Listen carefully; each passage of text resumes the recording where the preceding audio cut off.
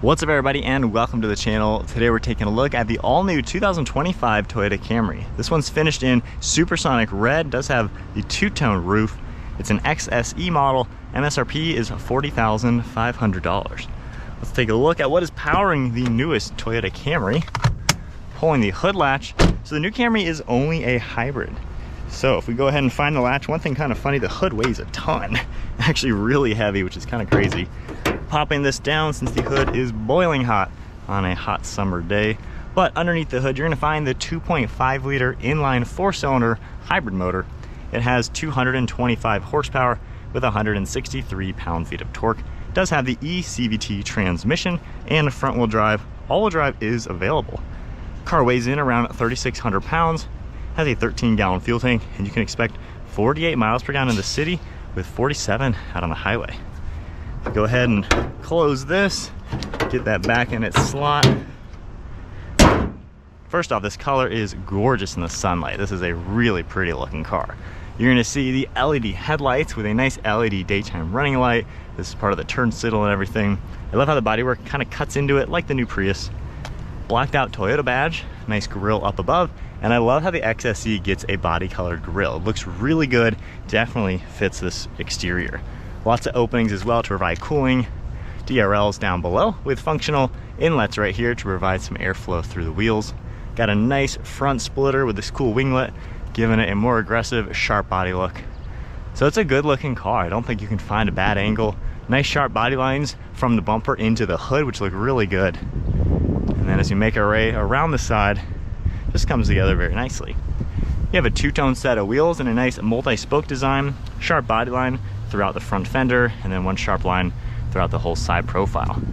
Got a nice side skirt down below, black on the mirror caps, and then all black surrounding the windows as well as the roof itself. Got a full panoramic sunroof up on top with a shark fin antenna. And then for the side profile, it looks kind of what you would expect, just a really good proportion for a mid-size sedan, similar to the previous generation Camrys. Coming around and back, you're gonna see all the sharp lines cutting into these LED taillights. They have a really nice look with the red housing, and then a nice black trim piece connecting the two with Camry written out, blacked out Toyota logo, and a nice trunk mounted lip spoiler. So it's a pretty cool looking car, sharp angles throughout it. The rear diffuser here has some nice body color to it, dual exhaust, got all your badges on the left side, camera in the center, XSE logo, and then you have a manual trunk. So popping that with the button, got about 15 cubic feet of cargo space. Pretty nice in here as well, nice and flat. You also do get full spare tire, changing equipment and everything in there.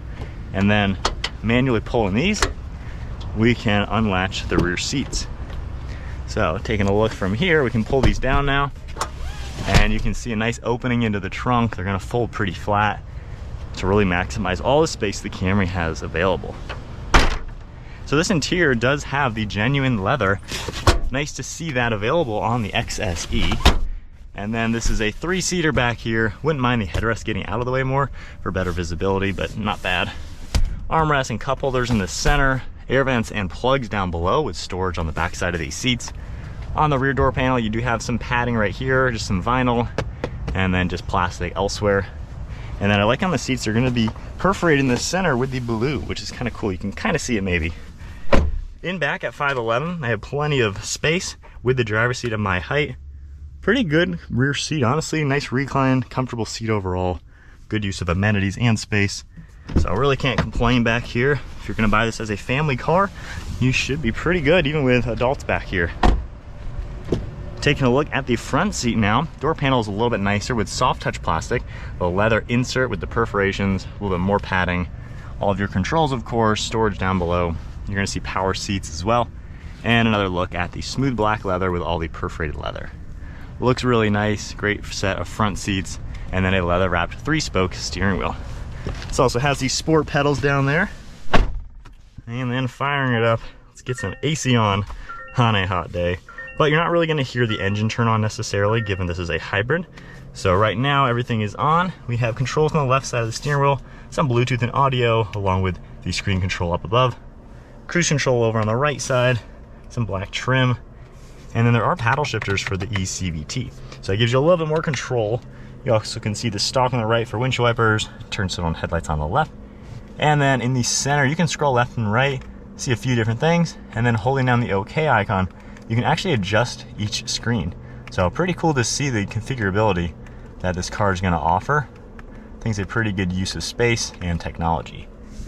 You do have automatic high beams, trunk release, fuel cap, more soft touch material. Dashboard is also a soft touch, and then I like how the passenger air vent kind of has these cool lines in it fading into this integrated screen. So it looks really good the way they've done it. Once you set up your car, you will have full navigation, all the Bluetooth connectivity, phone integration. A few different things can pop up right here for options. You have vehicle you're able to adjust, comfort settings as well for the steering wheel.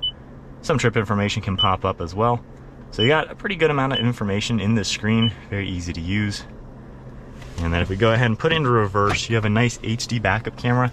I wouldn't mind it filling the whole screen, but nonetheless, still does the job. Underneath all that, you're gonna see climate controls, which is nice to see physical buttons. We have the temperature, fan speed, nice toggles, heated steering wheel and seats, a few more controls, air vents themselves, plugs down below with wireless charging and plenty of storage. And then your drive modes in the center, sport, normal, and eco. So you get a cool depiction as well.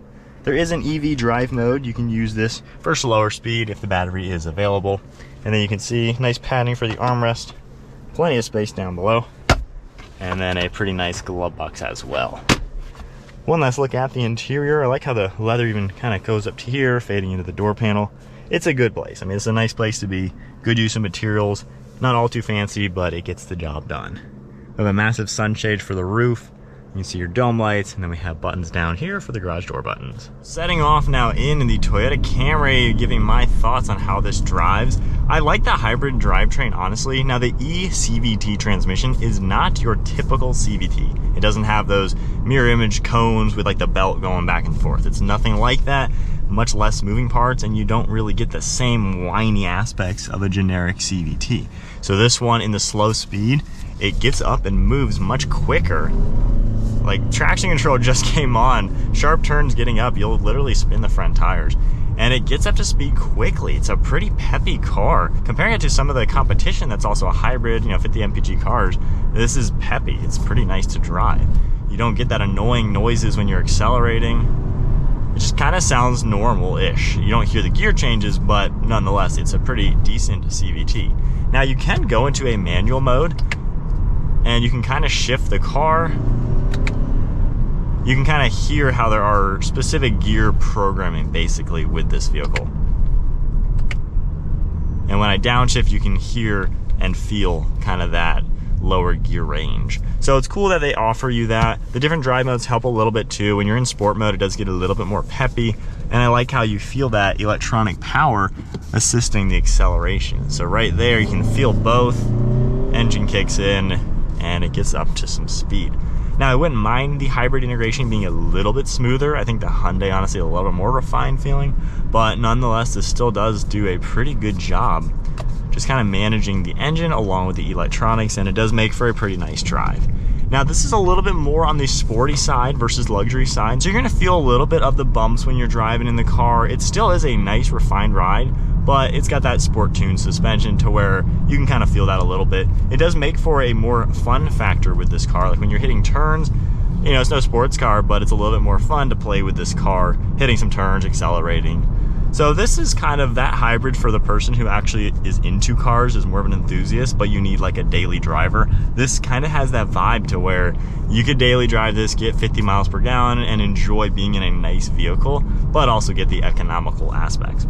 Visibility is also really good, as you would expect. Wouldn't mind those back seats just being able to get out of the way just a tad, but nonetheless, it's a pretty good place to be.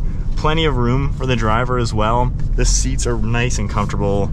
I mean, this is a nice car to be in. I think Toyota did a great job with the new Camry. It's smooth to drive, it's comfortable to sit in, the tech works great, it's not complicated, it's really simple. So really not many things to complain about with the way this car drives. I think if you're looking for a really good economy car, but it's also nice to be in and kind of fun, has a little fun factor for being a hybrid, I think the new Camry might be the way to go.